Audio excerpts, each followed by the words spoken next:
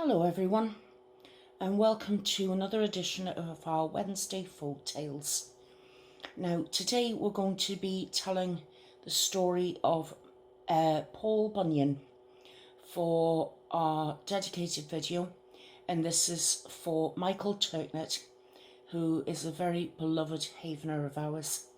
Michael is a lovely lad, lives in California, and he asked for this story. His birthday actually isn't until May, but he's sort of missed out for this year, and I thought it would just be nice to do something nice for him, considering that he is so nice himself. So that's why I've decided to do this request for him. So Michael, I really do hope you enjoy it, love. And for anybody else who knows the story, I hope you enjoy it too. And for those of us who don't know it, then it's going to be something new for us to learn.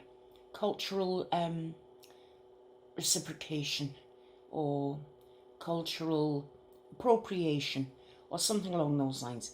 Anyway, whatever it is, it's nice to learn something new about one another's cultures.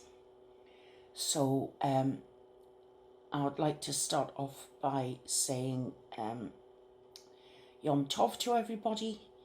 It's a happy Wednesday. Wherever you are in the world, I hope you're having a wonderful day.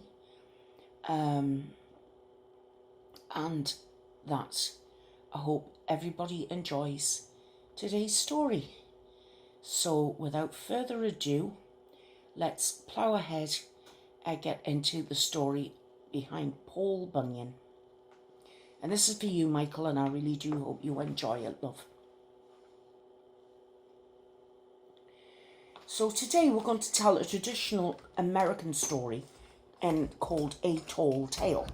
This is where we get the name from, Tall Tale. And it's very much a story about a person who's larger than life. The descriptions are exaggerated, much greater than in real life. And that makes the story funny. And at the end of a long day in underdeveloped areas in parts of America, Canada, places like that, people would get together, over the campfire or in, say, a large hall and, over a mug of beer and what have you. To entertain themselves, they'd tell a tall tale. And this is how Paul Bunyan was born. Now, each group of workers had their own tall tale and their own hero of that tall tale. So Paul Bunyan was a hero of the North American lumberjack, as well as the Canadian lumberjack, by what I can gather, having read about him a bit. He was known for his strength, speed and skill. Tradition says he cleared forests from the northeastern United States to the Pacific Ocean. Forgive me. Some people say Paul Bunyan was the creation of storytellers from the Middle Western Great Lakes area of the United States. Others say that he came from French Canada. Apparently, early in the 20th century, a writer prepared a collection of Paul Bunyan stories, and they were included in a publication from the Red River Lumber Company in Minnesota. It's not known if the stories made the company popular, but apparently the stories themselves became very, very popular. So I will now go on to read you what I've learned about Paul Bunyan. And here's the beginning of your tall tale. Many years ago, Paul Bunyan was born in the northeastern American state of Maine. His mother and father were shocked when they first saw the boy. Paul was so large at birth that 5 large birds had to carry him to his parents. When the boy was only a few weeks old, he weighed more than 45 kilos. As a child, Paul was always hungry. His parents needed 10 cows to supply milk for his meals, and before long he ate 50 eggs and 10 containers of potatoes every day. Oh, I love eggs and potatoes myself. Oh, 2 eggs and I'm stuffed.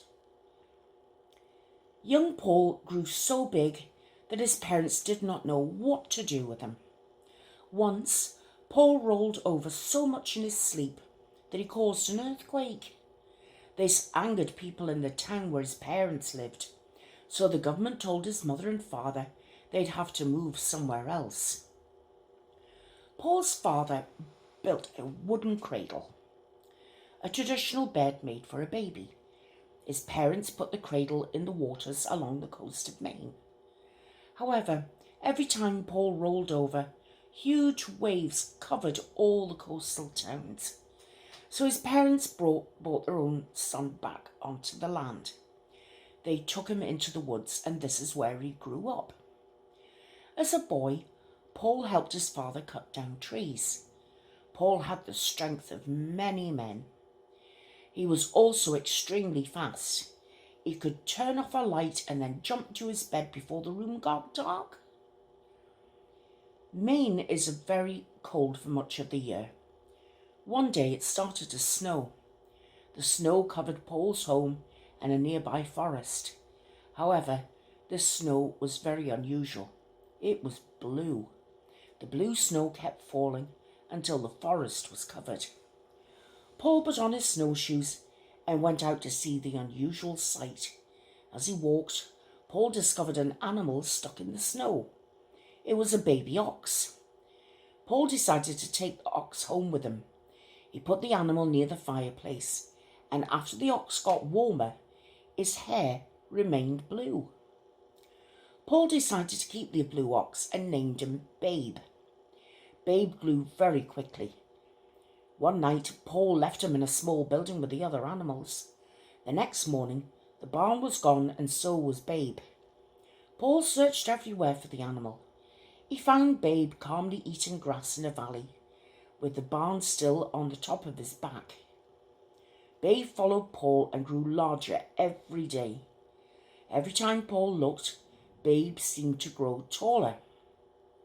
Well, in those days, much of North America was filled with thick green forests. Paul Bunyan could clear a large wooded area with a single stroke of his large, sharp axe. Paul taught Babe how to help with his work. Babe was very useful. For example, Paul had trouble removing trees along a road that was not straight. He decided to tie one end of the road to a remains of a tree in the ground. Paul tied the other end to Babe. Babe dug his feet into the ground and pulled with all his strength until the road became straight. In time, Paul and Babe, the blue ox, left Maine and moved west to look for work in other forests. Along the way, Paul dug out the Great Lakes to provide drinking water for Babe.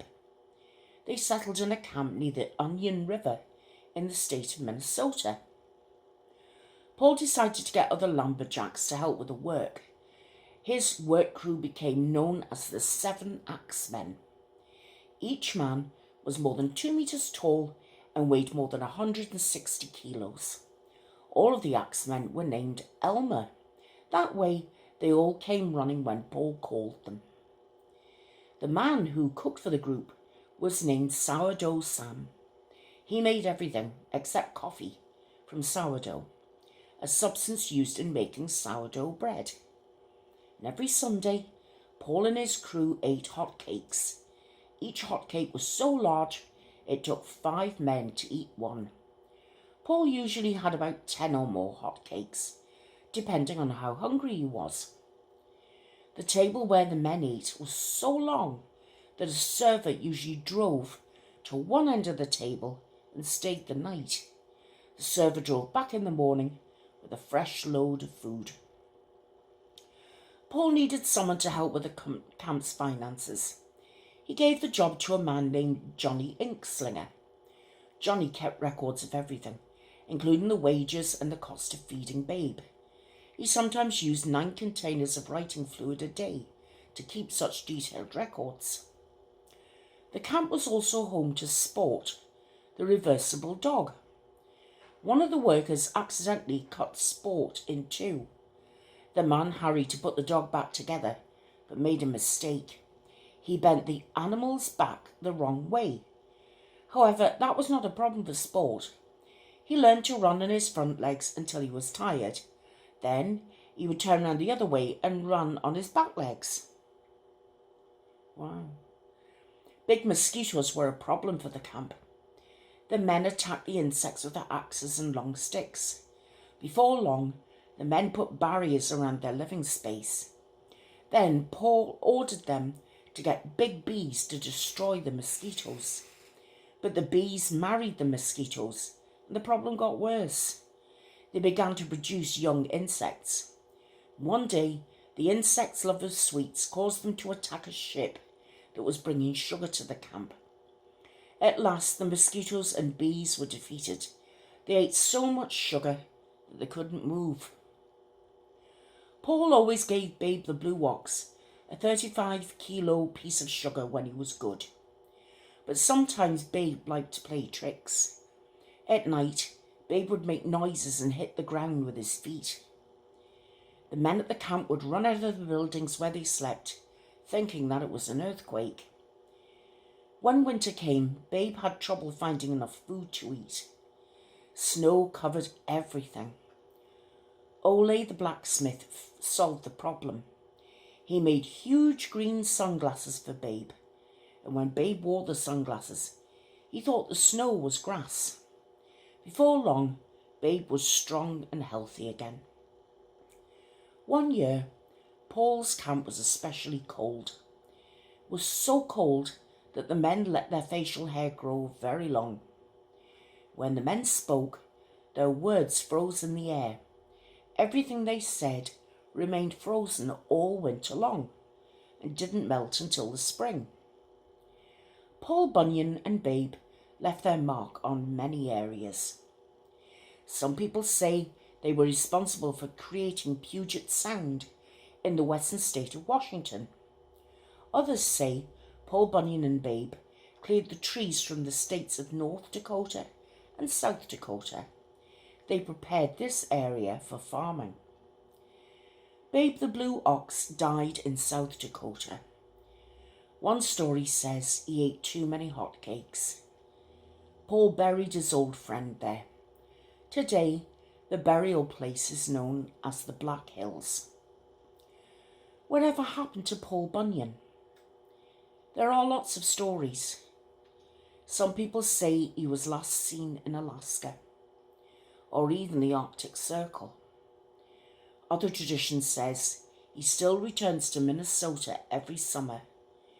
It says Paul moves in and out of the woods, so very few people ever know that he is there. So, that, my friends, is your story about Paul Bunyan. And Michael, I hope you enjoyed it. It is basically a top and bottom tale about Paul Bunyan.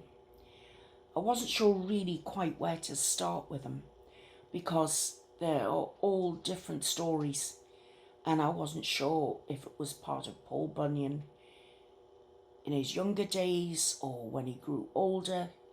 So I decided to go for something that was a little bit more all-encompassing, if that makes sense. As it can get that way sometimes, you know, when you're not quite sure of a story that you're not familiar with, and you want to read it for someone, but you can end up reading it back to front, and then you end up losing the whole essence of, you know, the beginning of the story and the background and things like that.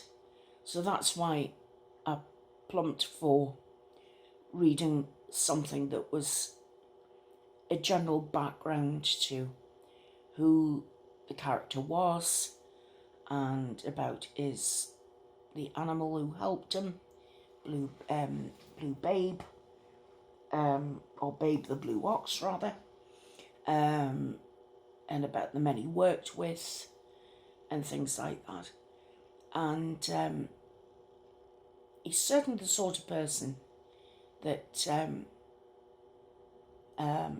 you can tell tall tales about. He reminds me of a song from Little House on the Prairie. And if anybody used to watch Little House on the Prairie, there was a character in it called Mr. Edwards. He was old Pa Ingall's friend, Mr. Edwards, although I can't remember what his first name was, but isn't that typical of me? Sorry, I've got a problematic nose today. It's not typical of me for not remembering somebody's name.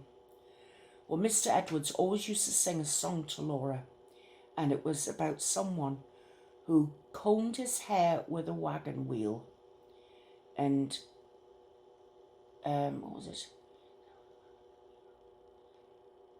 And did something else with his heel. That is going to make absolutely no sense to anybody if they don't know what I'm talking about. But it was about someone who combed his hair with a wagon wheel. Can I remember the episode it was from? No. Can I remember Mr. Edwards' first name? Might have been Isaiah, actually. Now I come to think of it. Can somebody let me know in the comments if Mr. Edwards' first name was Isaiah? Because it might well have been, actually. I might have done something good today. I might actually remembered something.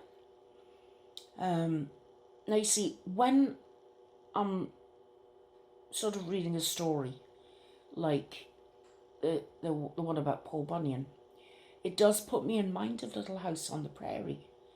Now, I'm sure a lot of you will have watched Little House on the Prairie, because it's a show that I watched as I was growing up.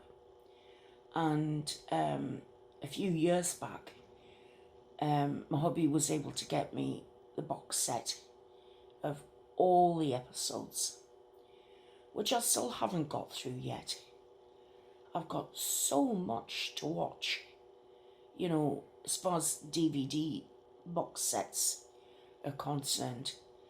And yet, you know, and I've got stuff on YouTube to watch. Honestly, I've got months worth of things to watch, to catch up with. But I really did enjoy the Little House stories on TV. When it first came onto TV, I didn't realise you could get copies in the library. But it became so popular, you could never get a copy of it at the library to watch. And I remember putting in a request so many times for stories from the Little House by Laura Ingalls Wilder. And could I get a hold of a copy? Could I? Heck. So, and of course, I've got so many books to read now that I'd completely forgotten all about ordering one. And no doubt if I did go to order one, I'd probably get one. But these stories do put me in mind of Little House on the Prairie and the trials and tribulations that the family went through and all the struggles they faced and things like that. And Charles and Caroline Ingalls.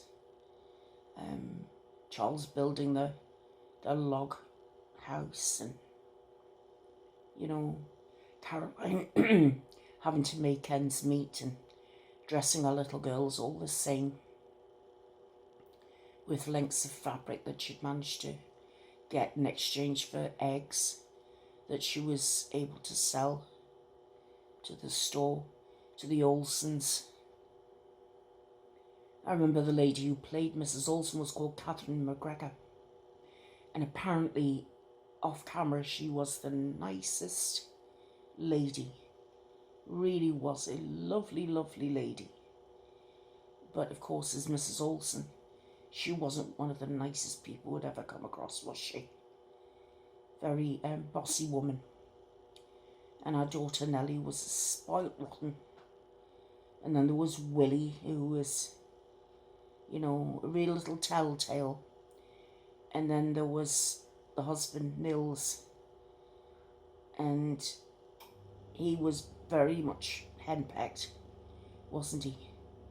But he was a good man. But it's different things that you watch or you read that bring back memories from childhood. So, anyway, my friends, that today was Paul Bunyan for our Michael. And I do hope everybody enjoyed the story. I'm sorry I am finishing a little early today, but I'm still not out of the woods yet for feeling 100%. I'm going to get a phone call from the doctor on Friday afternoon with some test results, so hopefully within the next few days I'll be getting some more antibiotics, and then I can start to feel my usual bouncy self. So please forgive me for cutting you short, but I didn't want to leave you with nothing, because that would weigh on my conscience far too heavily. I would like to take this moment just to thank everybody for being here. You've no idea how much it means having all of you here in the Haven. And the very fact that, you know, I know that not everything I do is everybody's cup of tea. Not everybody will like the folk tales. Not everybody will like the spooky stories. I know some people would probably prefer it if I was a little bit more reactionary from time to time and spoke more about people like he who shall not be named. But with the best will in the world, I can't churn videos like that out all the time. I don't want to be bookmarked as that kind of person who's constantly churning out anger and hatred and upset and things like that. I don't want that. The Haven is a peaceful place. But I do promise you that if he does anything problematic, I will speak up. That absolutely goes without saying.